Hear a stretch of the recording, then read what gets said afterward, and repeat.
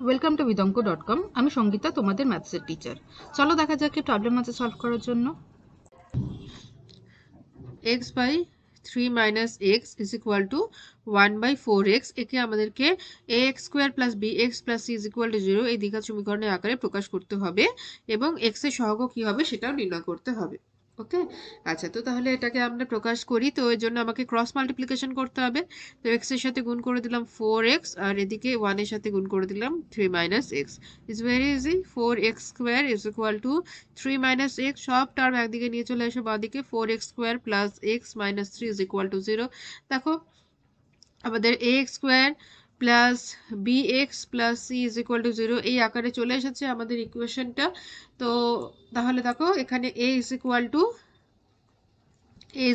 4। Okay, a is equal two 4 হচ্ছে, b is equal two 1 হচ্ছে আর c is equal two -3 হচ্ছে। এবারে আমাদের x এর সহগ বলছে, x এর সহগ হচ্ছে b। তো b কি পেয়েছি আমরা? 1 পেয়েছি। x এর সহগ বা x এর কোএফিসিয়েন্ট হচ্ছে 1।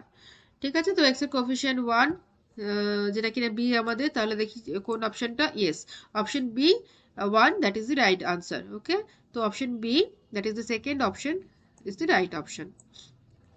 ওকে, তাহলে বি 1 এটা হচ্ছে সঠিক উত্তর।